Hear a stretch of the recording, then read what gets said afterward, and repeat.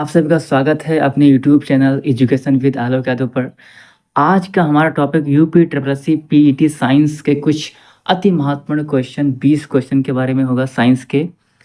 तो समझने के लिए अंत तक ज़रूर देखें और यदि आप इस चैनल पर नए हैं तो कृपया लाइक और सब्सक्राइब कर अपना सहयोग अवश्य प्रदान करें। तो आइए चलते हैं, आज के कुछ महत्वपूर्ण क्वेश्चन करते हैं साइंस के।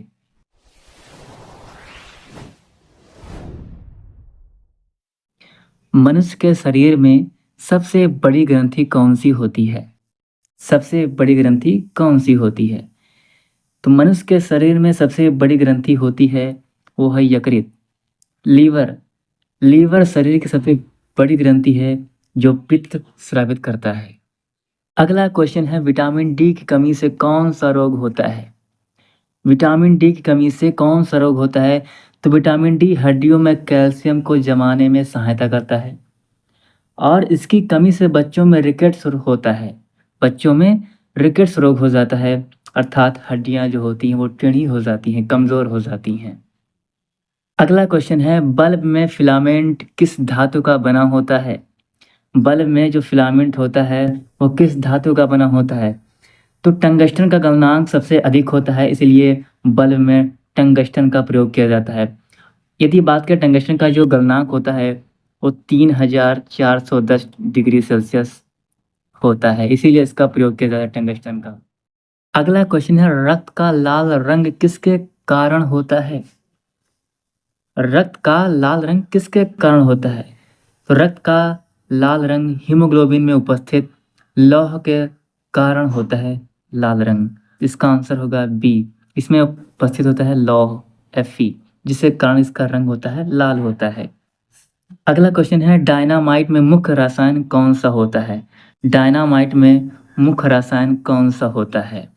तो डायनामाइट का जो आविष्कार वो किया था अल्फ्रेड नोबेल ने किया था और इसमें नाइट्रोग्लिसरीन का प्रयोग होता है। इसमें जो मुख्य रसायन होता है वो होता है नाइट्रोग्लिसरीन का प्रयोग होता है इसमें, और इसकी खोज अल्फ्रेड नोबेल ने किया था।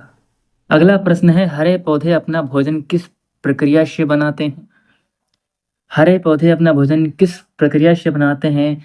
तो फोटोसिंथेसिस से बनाते हैं, अर्थात क्लोरोफिल की उपस्थिति में सूर्य के प्रकाश से कार्बन डाइऑक्साइड और जल से ग्लूकोज का निर्माण होता है। तो यहाँ पे ऑप्शन सी हो जाएगा, प्रकाश संश्लेषण के द्वारा बनाते हैं पौधे अपना भोजन। अगला क्वेश्चन है, ओजोन परत पृथ्वी को किससे बचाती है? ओजोन परत पृथ्वी को किससे बचाती है? इंफ्रारेड किरणें से, या फिर अल्ट्रा वायलेट किरणें से, या फिर एक्सरे से, या फिर गामा किरणें से? तो अल्ट्रा वायलेट किरणें से बचाती हैं, अल्ट्रा वायलेट किरणें से। ये जो ओजोन परत होती है वो हानिकारक यूवी किरणों को रोकती है। होगा, पेनिसिलिन किससे प्राप्त होती है? पेनिसिलिन किससे प्राप्त होती है? तो ये प्राप्त होती है फफूस से, फंजाई से प्राप्त होती है। पेनिसिलिन एक एंटीबायोटिक है जिसे अलेक्जेंडर फ्लेमिंग ने खोजा था। इसका राइट आंसर बी होगा, फफूस से प्राप्त होती है पेनिसिलिन। अगला क्वेश्चन होगा, दूध में कौन सा शर्करा पाई जाती है? दूध में कौन सी शर्करा पाई जाती है? ग्लूकोज, या फिर फ्रक्टोज, या फिर लैक्टोज, या फिर सुक्रोज? तो आप सबको पता होगा कि मिल्क शुगर जिसे कहते हैं वही पाई जाती है, अर्थात लैक्टोज, जिसे हम मिल्क शुगर भी कहते हैं, लैक्टोज को। अगला क्वेश्चन है, पृथ्वी के वायुमंडल में सबसे अधिक कौन सी गैस होती है? सबसे अधिक कौन सी गैस होती है? तो आप सबको पता होगा कि नाइट्रोजन। नाइट्रोजन 78% तक होती है, जबकि ऑक्सीजन वो 21% तक होती है और बाकी अन्य गैसें 1% के रूप में होती हैं। इसका राइट आंसर क्या होगा? सी, नाइट्रोजन। अगला क्वेश्चन है, मनुष्य में रक्तचाप नापने के लिए कौन सा यंत्र प्रयोग होता है? मनुष्य में रक्तचाप नापने के लिए कौन सा यंत्र प्रयोग होता है? तो ये होता है स्फेग्मोमैनोमीटर का प्रयोग किया जाता है रक्तचाप नापने के लिए। अगला क्वेश्चन है, श्वसन किस अंग से होता है? हृदय, या फिर फेफड़े, या फिर गुर्दा, या फिर यकृत? इसका आंसर आप लोग कमेंट करके ज़रूर बताएंगे। अगला क्वेश्चन है, शुद्ध जल का पीएच मान कितना होता है? तो जल ना तो अम्लीय होता है और ना ही क्षारीय होता है, अर्थात इसका जो पीएच मान 7 होता है, न्यूट्रल होता है, उदासीन कहते हैं जिसको। पीएच मान 7 होता है जल का। अगला क्वेश्चन है, परमाणु के नाभिक में कौन से कण पाए जाते हैं? परमाणु के नाभिक में कौन से कण पाए जाते हैं? तो परमाणु के नाभिक में प्रोटॉन और न्यूट्रॉन दोनों पाए जाते हैं, अर्थात राइट आंसर होगा बी, प्रोटॉन और न्यूट्रॉन। अगला प्रश्न होगा, बिजली का बल्ब किसने आविष्कार किया था? अर्थात बिजली का बल्ब किसने बनाया था? थॉमस अल्वा एडिसन ने बनाया था बिजली का बल्ब। तो इसका राइट आंसर होगा option B, Thomas Alva Edison. अगला क्वेश्चन होगा, रेडियोधर्मिता की खोज किसने की थी? रेडियोधर्मिता की खोज हेनरी बैकुरेल ने की थी। अगला क्वेश्चन होगा, सूर्य की ऊर्जा किस प्रक्रिया से उत्पन्न होती है?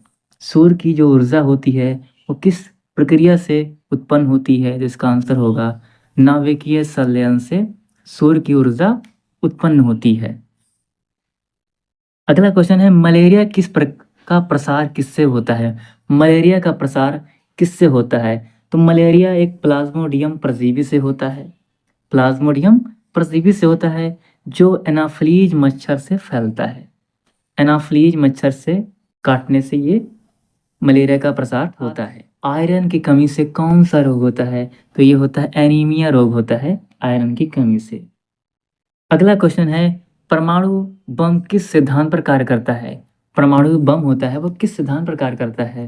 तो ये काम करता है विखंडन की प्रक्रिया पर काम करता है, विखंडन के सिद्धांत पर काम करता है परमाणु बम। तो इसका राइट आंसर होगा ऑप्शन बी। तो फ्रेंड्स, आशा करते हैं आपको यहाँ तक समझ आया होगा। यदि समझ आए तो कृपया लाइक करें, सब्सक्राइब करें और अपने दोस्तों तक जरूर शेयर करें। और इसकी पीडीएफ पाने के लिए आपको हमारे टेलीग्राम चैनल पर जुड़ना होगा, और या फिर आप स्कैन कर सकते हैं और डायरेक्ट अपने टेलीग्राम से जुड़ सकते हैं।